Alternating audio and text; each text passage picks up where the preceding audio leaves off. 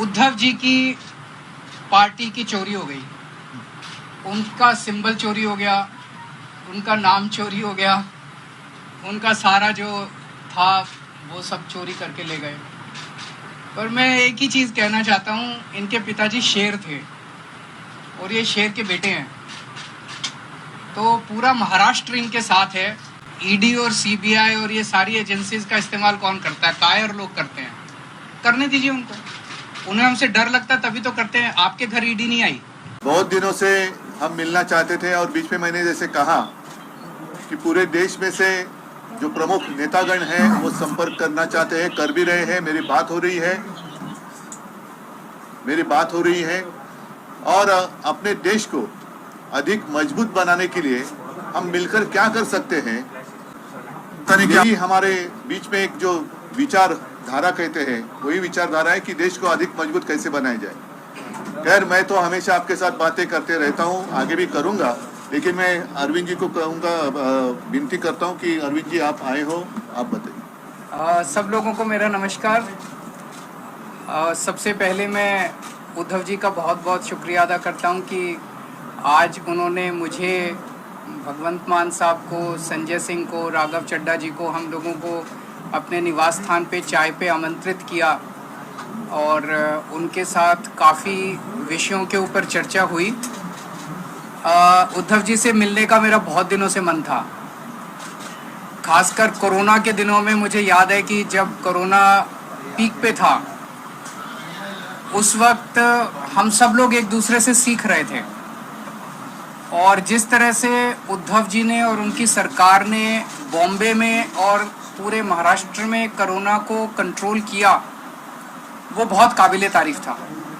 और मुझे ये कहने में बिल्कुल भी संकोच नहीं है कि हम दिल्ली के लोगों ने बॉम्बे से और महाराष्ट्र से बहुत कुछ सीखा।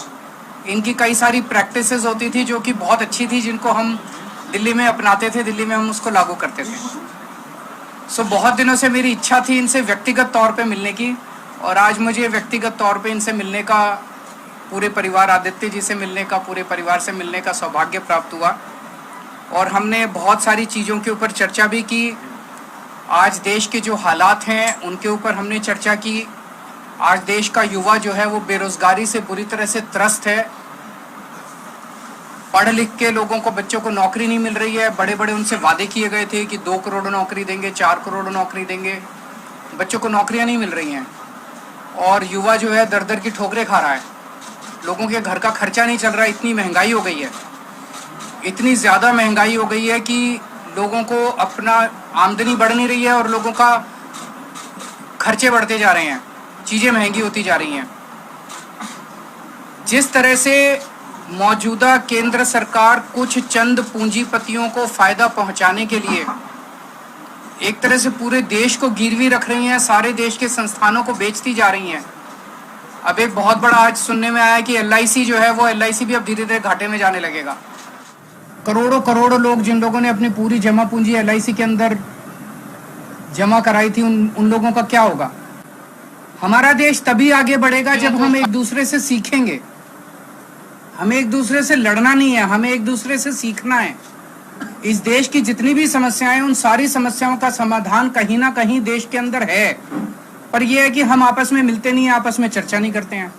तो मुझे बहुत अच्छा है कि उद्धव जी से आज चर्चा हुई बहुत, और हम इसको अब आगे मिलते रहेंगे और इस रिश्ते को और आगे लेके जाएंगे। मैं मान साहब से निवेदन करूंगा वो भी 2 शब्द करें।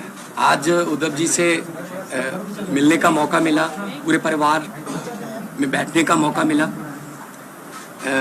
पंजाब और महाराष्ट्र का बहुत गहरा नाता है।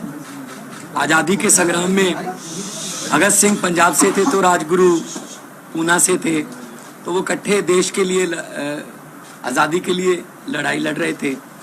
तो वीर सूरमाओं की भूमि है महाराष्ट्र, और पंजाब, महाराष्ट्र, बंगाल, चंद्रशेखर आजाद यूपी से, तो सब इकट्ठे होकर देश की आज़ादी के लिए लड़ रहे थे।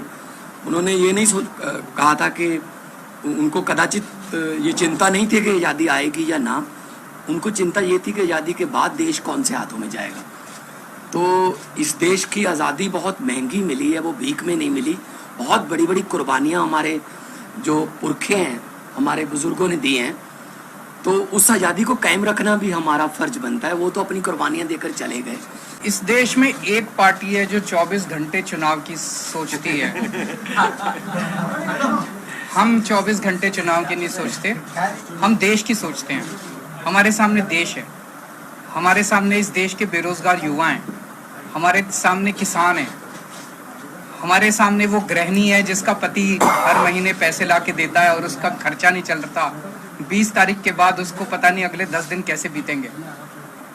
उन मुद्दों के ऊपर चर्चा हुई। जब चुनाव आएंगे चुनाव की भी चर्चा करेंगे। इसमें मैं एक ही चीज कहूंगा, अभी पिछले दिनों जो कुछ घटनाक्रम घटा, उद्धव जी की पार्टी की चोरी हो गई, उनका सिंबल चोरी हो गया, उनका नाम चोरी हो गया, उनका सारा जो था वो सब चोरी करके ले गए।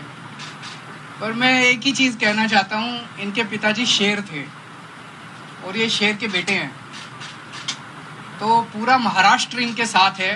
करता हूँ कि सुप्रीम कोर्ट से भी मिलेगा और मेरा अपना मानना है कि ये सारे आने वाले चुनाव जो हैं वो स्वीप करने जा रहे हैं उद्धव ठाकरे। तो सर आप क्या सोच रहे हैं कि आने वाले समय में आप महाराष्ट्र में चुनाव लड़ते हैं तो उद्धव जी के साथ आप अलायंस करेंगे, वो क्या सोच रहे हैं? जब चुनाव आएगा आपको सारी बातें बताएंगे। आज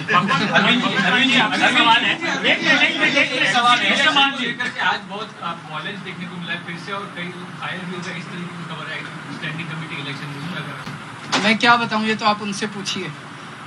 गुंडागर्दी के सिवा उनको कुछ काम नहीं आता। अगर वो इतना देश की जिम्मेदारी उन लोगों को दी हुई है, अगर वो देश के बारे में सोचें तो देश बहुत तरक्की कर सकता है। चारों तरफ गुंडागर्दी, चारों तरफ ये, इससे देश आगे नहीं बढ़ता। हम आपस में क्यों लड़ते हैं? हम आपस में इतनी गुंडागर्दी क्यों कर रहे हैं ये लोग? भाई जब दिल्ली की जनता ने 134 सीट हमको दी, 104 सीट उनको दी, तो मेयर तो हमारा ही बनना चाहिए। 2.5 महीने से मेयर ही नहीं बनाया, डिप्टी मेयर तो हमारा बनना चाहिए, स्टैंडिंग कमेटी तो हमारी होनी चाहिए, बना ही नहीं रहे। रोज लड़ते हैं। बताओ, मेयर का चुनाव कराने के लिए अगर हमें सुप्रीम कोर्ट जाना पड़ेगा तो ये तो दुख की बात है। अरविंद जी, एक सवाल ये था कि विपक्ष के नेता लगातार आरोप कर रहे हैं कि सेंट्रल एजेंसियों का इस्तेमाल किया जा रहा है। दिल्ली का सिनेरियो, महाराष्ट्र का सिनेरियो, इस विषय पे आपकी उद्धव जी से कुछ गंभीरता से डिस्कशन हुआ है? देखिए, कायर लोग इस्तेमाल करते हैं। ईडी और सीबीआई और ये सारी एजेंसीज का इस्तेमाल कौन करता है? कायर लोग करते हैं। करने दीजिए उनको। उन्हें हमसे डर लगता तभी तो करते हैं। आपके घर ईडी नहीं आई, आपके घर सीबीआई नहीं आई, इनके घर आती है, मेरे घर आती है। परसों ये कह रहे हैं मनीष सिसोदिया को गिरफ्तार कर लें, हमें कोई फर्क नहीं पड़ता। जनता देख रही है। अंत पंत में सच्चाई की जीत होती है। झूठ झूठ होता है, सच्चाई की जीत होती है। तुम्ही पाहत आहात विस्टा न्यूज मराठी।